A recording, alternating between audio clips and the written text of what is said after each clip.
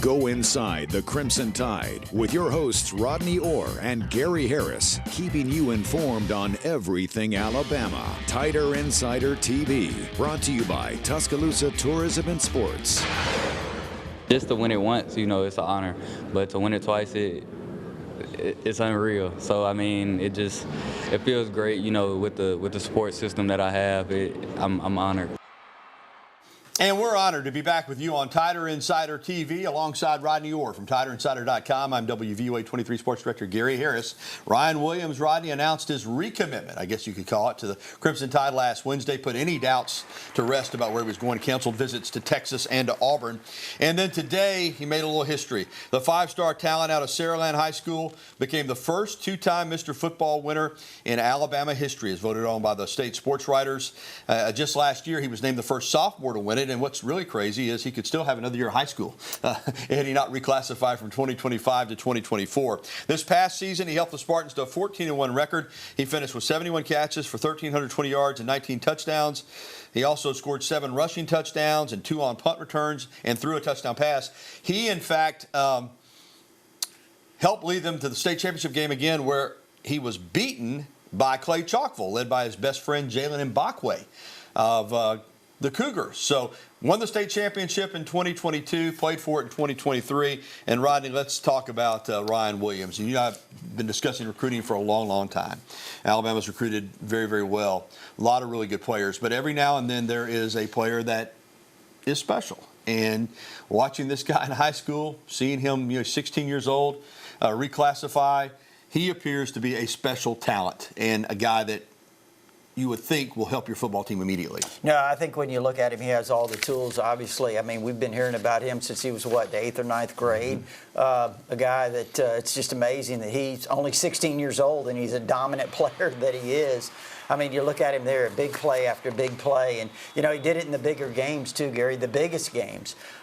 You mentioned they lost to Clay Chalkville in that state championship game, and Mbakwe, when you're talking about great players, if it weren't for Ryan Williams, we'd be raving about Jalen Mbakwe. We already are, but I mean, he would be look. The latest ratings came out today. Mbakwe's rated the number 2 player in the country by ESPN, and Ryan Williams is rated number 3. So, I mean, when you get 2 quality players like that in the same year in the state of Alabama, it's pretty amazing. Impact-wise, Rodney, obviously he's an offensive guy, but you can move him around. He can play receiver. You can put him in the slot. You can put him in the backfield. Obviously, kick returns, punt returns. New head coach Deboer and offensive coordinator Ryan Grubb. This is a tough question, but how do you think they'll want to use him? All of those ways. Yeah. Look, if he can do it, put him out there and give him the ball, put it in his hands. I mean, look, he can do it all. There you see him in the Alabama-Mississippi High School All-Star game, had a great performance that day too. But yeah, you're right, he can do it all. And I think with the offensive system that they have, it plays right into what he does. Also, Saban's first recruiting class, full recruiting class, obviously was 2008. And Julio Jones committed and signed with Alabama in that class. They're different type players. Julio's 6'3" or 4", over 200 pounds. But in terms of impact, not just on the field, but in terms of perception for DeBoer, is Ryan Williams his Julio Jones? I think there's a lot of similarities there. I think you can draw that. I mean, I think, too, though, Gary, look, let's go way back, if you want to go way back, because I know you're going to remember this. I think when you have a new coach coming in, there's always questions about, can he recruit? With DeBoer, it was not having that familiarity with this part of the country, to be able to come in and lure a player 15 days after he decommits to recommit. I mean, that sends a very positive message. But it's kind of similar, as you'll remember back in the days when Ray Perkins took over for Coach Bryant, and Pat Dye was about to land 2 commitments from Kurt Jarvis and Cornelius Bennett, and within a month, Ray Perkins turns both those guys to Alabama. I think it's very similar to both situations, the Julio Jones and the one I mentioned.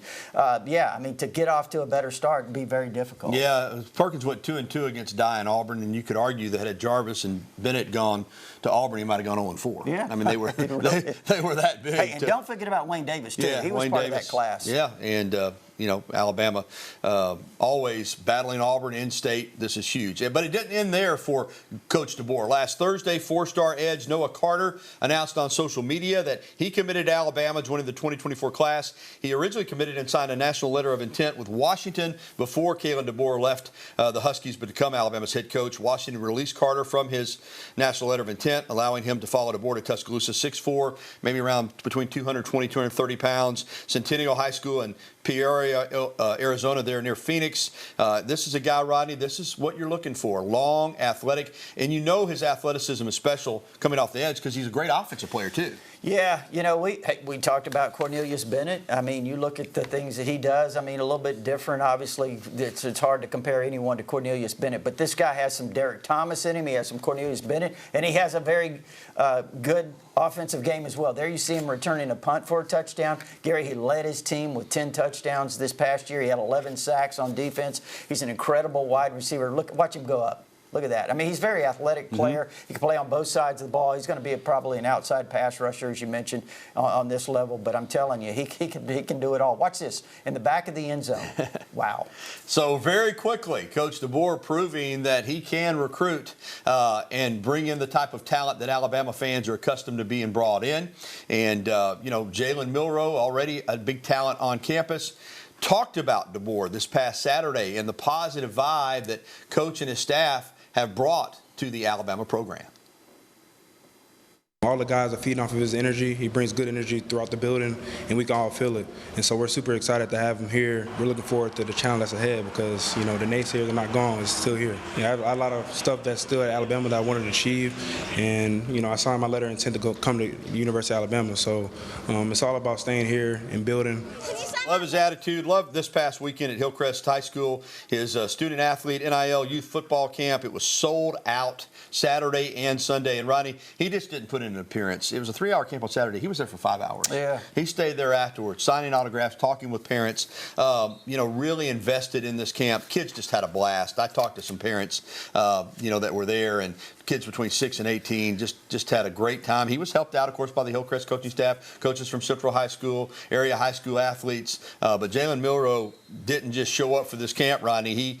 He let people know he was there to work. You know what? And that doesn't always happen, But so to see that, that's really admirable of him. And look at that turnout. That's incredible. Amazing. They're turning people away.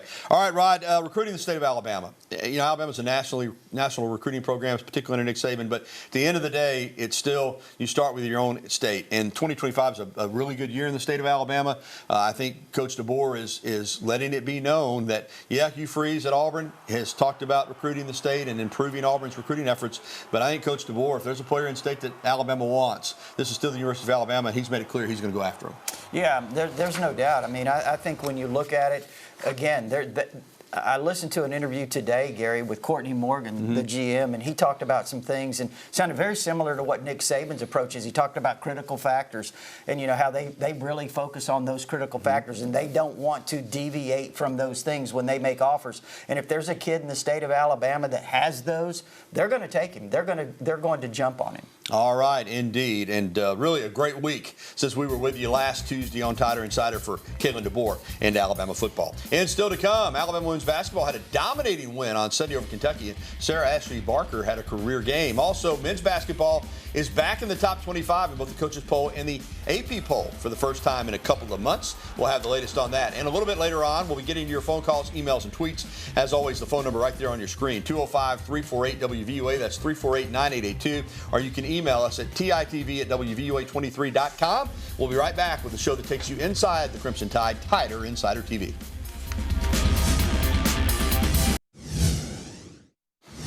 And welcome back to TITV, brought to you by Tuscaloosa Tourism and Sports. Visit Tuscaloosa. Alongside Rodney Orr, I'm Gary Harris. Alabama basketball has had, an up-and-down season. Back in the pre-conference schedule, they played a lot of really good teams, and they took some losses. But SEC play has been kind to Alabama, and it's put them back in the top 25 in both polls after outstanding performances at home against then number 8 Auburn and LSU on Saturday. The Auburn game was last Wednesday. Alabama's ranked for the first time since November. The Tide comes in at number 24 in the AP poll, number 22 in the USA Today coaches poll. Nate Oates has now led the team to 6 100-point games this season.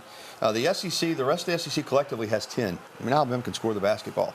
Just got to play a little bit better defense. Mark Sears, SEC Player of the Week for the second time, averaged 21.5 points, 6.5 assists, and 4 rebounds in the 2 wins over Auburn and LSU. 109 points in that game against LSU. Alabama's the #1 ranked offense in the SEC, and they've just lit it up. The deal, though, for them is they're going to have to hunker down on the defensive end. Alabama hits the road tomorrow night for a game at Georgia in Athens at Stadium Coliseum. Then they're back home Saturday night at home against Mississippi State. The game tomorrow night will tip off at 5:30 p.m. Central on the SEC Network.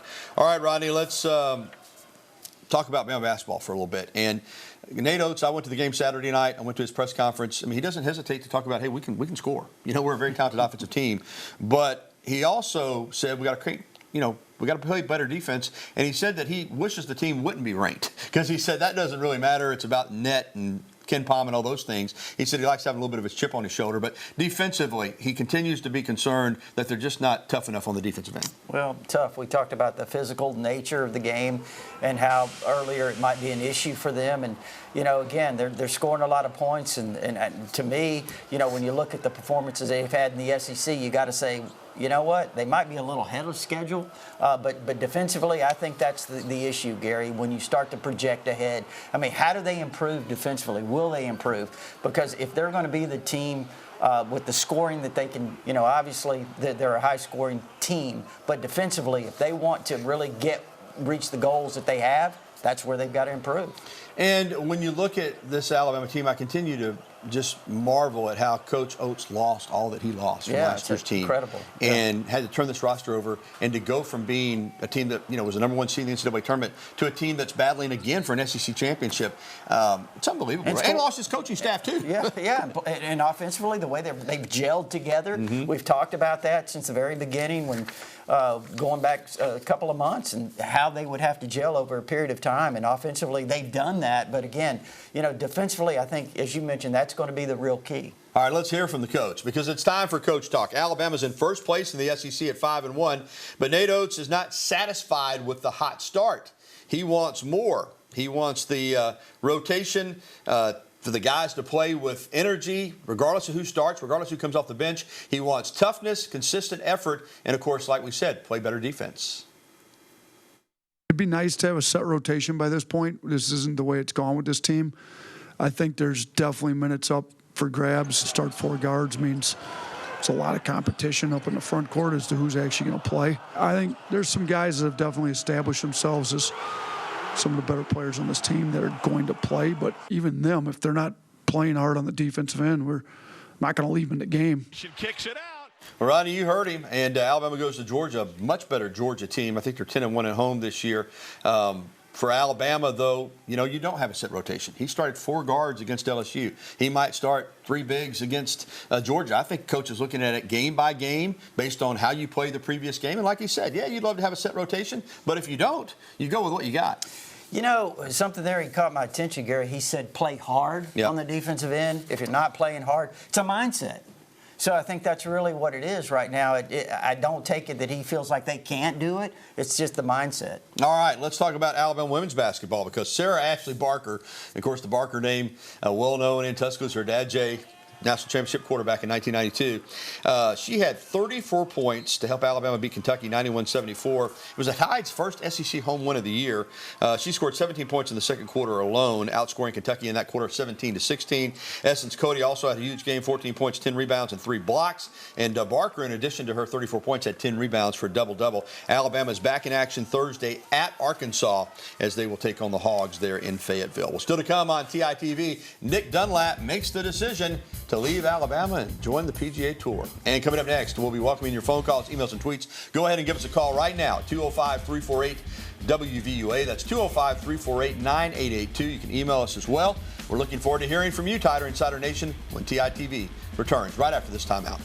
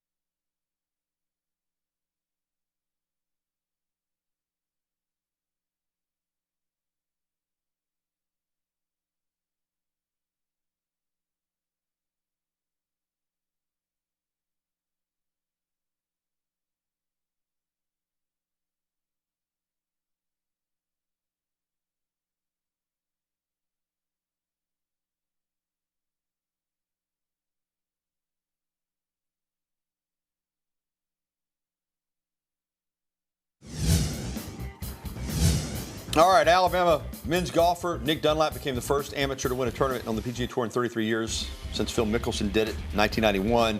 And, listen, man, he loves his teammates. He loves his head coach, J.C. Well, but you got to go pro, right? Once you've already won a PGA Tour event. He made that announcement last Thursday at a press conference inside the Malmore Athletic Facility just 4 days after winning the American Express in La Quinta, California. Surrounded by his family, his coach, his teammates, Dunlap got emotional after thanking those close to him. His name is being mentioned in the same terms as his childhood idols, Tiger Woods and Phil Mickelson. He'll make his debut this week at the AT&T Pebble Beach Pro-Am there at beautiful, famed Pebble Beach in Northern California. And welcome back into Tider Insider TV with Rodney Orr. I'm Gary Harris. Let's jump out on the phone lines. First up tonight is our pal Sammy up in Walker County. Hey, Sammy. Thanks, Gary and Rodney, and hello. And guys, I watched the Barker girl, Sarah Ashley Barker, and so impressed with her, Gary and Rodney. She does everything well, and I just think she's the ultimate team player. You can tell that, and she's really a great player, and I think she's got a future in the pro leagues. What do y'all think, guys? Yeah, definitely think she's got potential to be a WNBA player. I mean, she's 6 feet tall. She can handle the ball with either hand. She's a great defender. She's a tenacious rebounder. Yeah, I think she's got a chance to have a future in pro basketball. I do too. Yeah, she's really, really good. All right, thanks, Sammy. Let's get to Lee in Northport. Hey, Lee. How you doing? Doing well. I've got a request by the University of Alabama. Let's rename it the South Saban Zone and the North Nick Zone. Well, Lee, I am sure that people that have some ability to do that are probably watching, and you have made the suggestion for them. Listen, I have no doubt that there's going to be a point where there's already a lot of stuff named for the Sabans in this town, but I have no doubt that there'll be some more naming that's going on now that he's retired, right? Yeah, and deservedly so. Again, I think that's a good suggestion. There's probably going to be more. All right. Thanks for the phone calls. We're not done yet, though. Still to come on Tider Insider TV. More phone calls, emails, and tweets. And there is the number again, 205-348-9882. And also, we're going to be talking some Bama gymnastics later on in the show as the Tide is playing great, performing terrific on the mats. So stay with us. More phone calls coming up after this.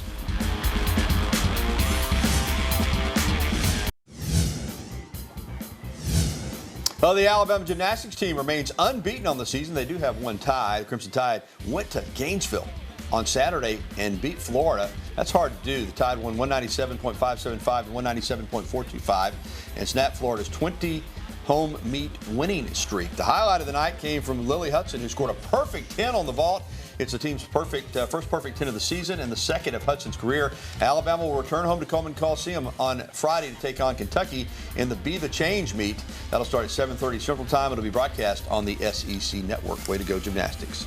All right, Rodney, and welcome back. Let's get to our email question of the day. It's brought to you by KDM Service Corporation. KDM Service Corporation, when it comes to heating and air conditioning, serving your family like our family. Who will be the starting left tackle this season? Obviously, Proctor's going back to Iowa. That's from Marcus in Tuscaloosa. Rodney, who do you think it'll be? You know what? That's a good question. I mean, that's what spring's all about. This is a new coaching staff. I think these jobs are wide open. They've got a lot of guys that are going to be certainly challenging for that, but watch number 57 right there. He almost won the job last year, Elijah Pritchett. There you see Caden Proctor, who started at that position, but Pritchett got a lot of snaps in a backup role this year, and, Gary, he almost hit that transfer portal. I think it's big that he stayed. Yeah. So I think he's certainly one of the guys, but, hey, look, they recruited a lot of other young guys. Wilkin Formby is a young freshman here locally. We're going to be a redshirt freshman that can play both tackle spots, is really versatile. Miles McVay's really versatile. And guess what? You know what, Gary? Tyler Booker and Jaden Roberts, I'm not saying either one of those guys is going to be left tackle, but they have the versatility to play tackle if necessary. So, again, they're going to have some guys that I think that they're going to, and they may get someone in the portal yet. They brought in the kid from Texas A&M, Bertrand. He's probably a right tackle, but they could land a left tackle in that portal. Yeah, one thing about Pritchett, too, if you just drew up a left tackle, 6'6", over 300 pounds, long arms, lean, athletic. He looks the part. I'll tell you that. He's a good-looking athlete. All right, let's get back out on our phone lines and talk to Putty over in Alabaster. Hey, Putty. Hey, Gary. Hey, Rodney. Could y'all explain what what a recruiting coordinator does, what a general manager does, and are we still needing a defensive coach? All right, buddy, I'll let Rodney take those. First, general manager. I mean, I guess it really depends on the organization. Yeah. I mean, you look at Courtney Morgan, probably does a lot of things. I mean, he talks first of all, you got to retain your current roster. I think he probably plays a role in that, developing relationships with the players and their families. I think that's an extremely important thing. But also, Gary, he's heavily involved in the evaluation process of your roster. I mean, when you talk about guys that you're looking at, I heard him say today, they looked at 60 cornerbacks today on film, 60 at one position. So he's heavily involved in those types of things. As far as recruiting coordinator, again, obviously he's involved in a lot of the recruiting process, you know, in terms of probably, Gary, helping organize camps and everything else. Yeah, Director of Recruiting Strategy is the title, and it kind of just sets the whole strategy for recruiting. As far as the defensive staff assistant position, I do think there's one spot still available, right, Rod? Yes, that hasn't been named, yes. Right, so we'll keep an eye on that. All right, thanks for the phone calls and the emails. Still to come on TITV. A-Day is finally set in terms of the date. We'll have that and the details on what to expect on a new era of Alabama football on a beautiful evening in Tuscaloosa. We'll be back after this.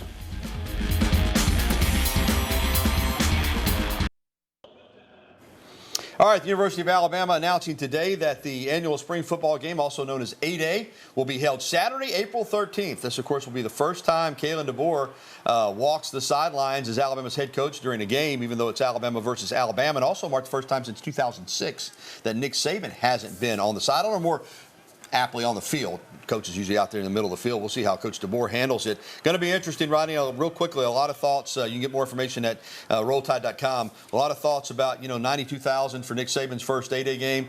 Will Alabama break that record? I don't know. I think it'll be a really good crowd. That's a lot of people. It is a lot of people. It set the tone for nationally for these spring games. Well, we'll see, though. It's certainly going to be a lot of anticipation and excitement. All right, thank you for tuning in to Tider Insider, brought to you by Tuscaloosa Tourism and Sports. Don't forget, if you missed any of the show, there's a replay tonight at 10:30, or you can find it anytime at WVUA23.com. We're going to leave you with a video of Lily Hudson's perfect 10 on the vault during Alabama's gymnastics victory over Florida. For Rodney Orr, I'm Gary Harris. Thanks for watching, everybody. Have a great night. We'll talk to you again next week on Tider Insider TV.